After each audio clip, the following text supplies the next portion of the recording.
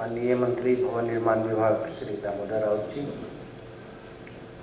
दिल्ली से आए हमारे सम्मानित अतिथिगण श्री CS प्रसाद जी, मेरे मित्र श्री प्रदीप मित्तल जी, टूर साहब, हमारे विभाग के अभियंता प्रमुख और Indian building Congress Bihar chapter के अध्यक्ष श्री राजेंद्र प्रसाद चौधरी जी, और इस IBC कार्यक्रम को लगातार आगे बढ़ाने की दिशा में कार्य करने वाले, अनवरत प्रयास में लगे रहने वाले श्री बख्शी जी, इंडियन बिल्डिंग कांग्रेस के बिहार चैप्टर्स के अन्य सभी सम्मानित कार्यकारिणी समिति के अध्यक्ष, उपाध्यक्ष जैसे गिरीश बाबू, और आज वो नहीं हैं, आनंद किशोर जी नहीं हैं, और भी बहुत सारे जो लगातार कार्य करते हैं।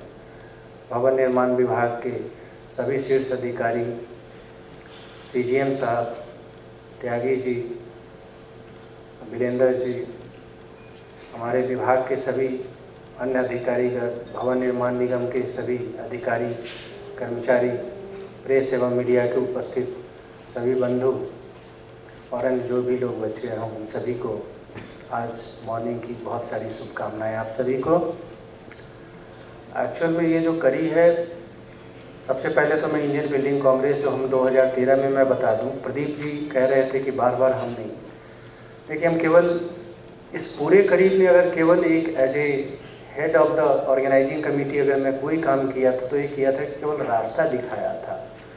सारे लोग जो भी उस समय में थे, चाहे वो गिरीश जी थे और जितने लोग यहाँ पे उपस्थित हैं, के झा हैं, अनिल कुमार हैं, जो भी हमारे यहाँ के जो अधिकारी उस समय में executive engineer, superintendent engineer, assistant engineer, JE, दिन रात उन्होंने बहुत कोशिश किया था। लगातार एटलीस्ट हमको लगता है 30 से ज़्यादा बैठकें हम लोगों ने किया था। हर वीक में बैठक होती थी।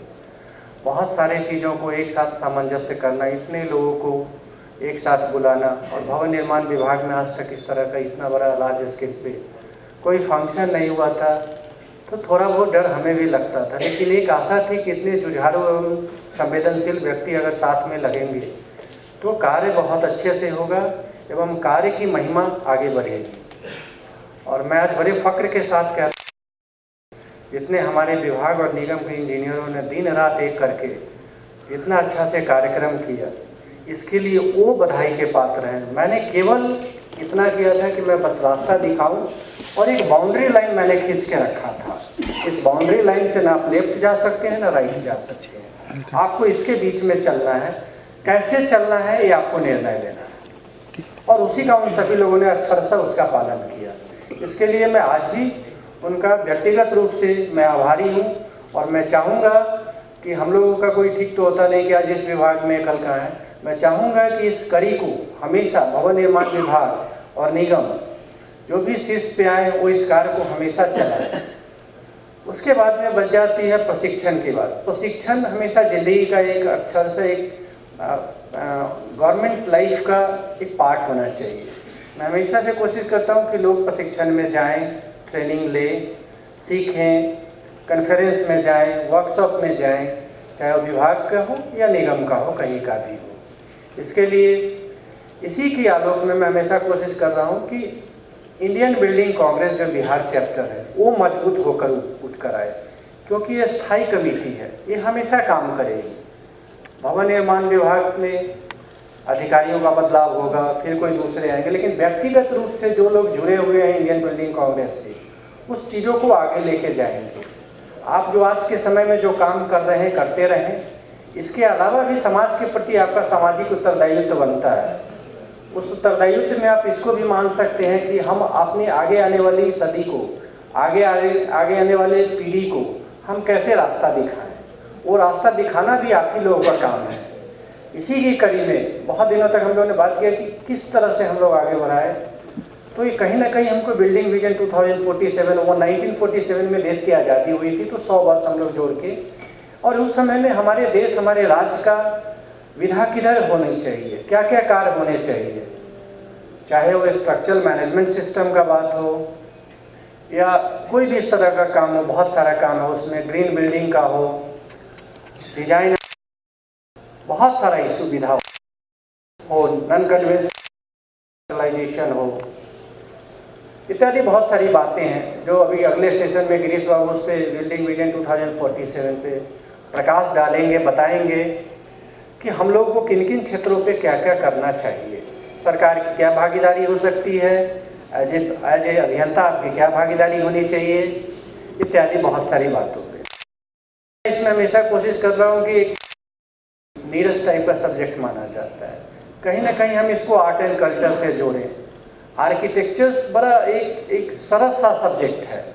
हम अपने सभ्यता संस्कृति को कहीं ना कहीं उसके कल्चर में, उसके कल्चर को, उसके सभ्यता को कहीं ना कहीं हम अपने बिल्डिंग के कंस्ट्रक्शन से ज़रूर जोड़ते हैं।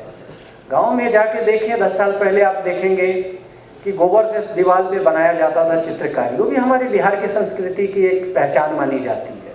धीरे धीरे हो सकता है कि मिटती जा रही है, लेकिन आवश्यकता है उसको अक्षुण्ण बनाए रखने की। इसके लिए भी हम लोगों को काम करना चाहिए। बहुत सारे धर्म हुए हैं, जैना धर्म हुआ, इस्लाम धर्म हुआ, बुद्धा डायनेस्टी हुए, इन सब का उस परिप्रेक्ष्य में एक छाप है।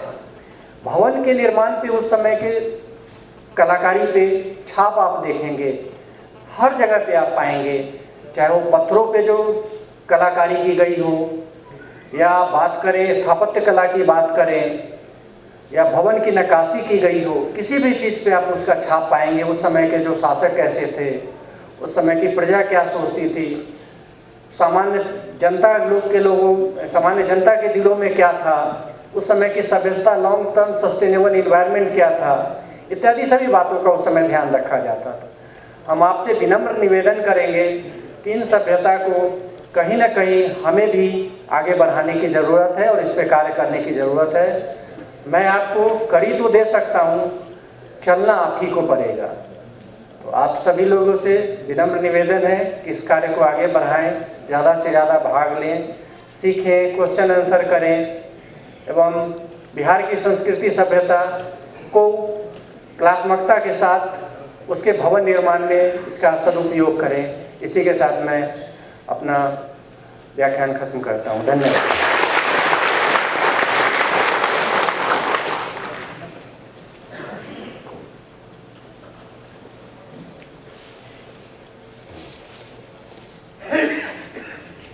बहुत बहुत धन्यवाद सर।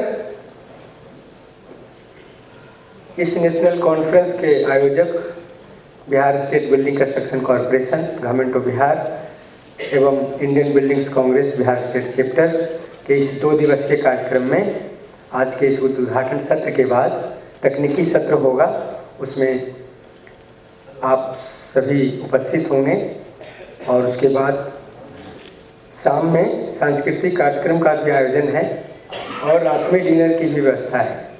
पुनः कल 13 तारीख को इसके द्वितीय दिवस में बिहार राज्य भवन निर्माण निगम का स्थापना दिवस मनाया जाएगा। उसमें बिहार सरकार के माननीय मुख्यमंत्री भी आमंत्रित हैं। हम चाहेंगे कि कल भी इस कार्यक्रम में आप सबों की उपस्थिति जोरदार रहेगी। और अगले वक्ता के रूप में मंच पर उपस्थित श्री MS टूर साहब, जो कि डायरेक्टर ट्रेनिंग है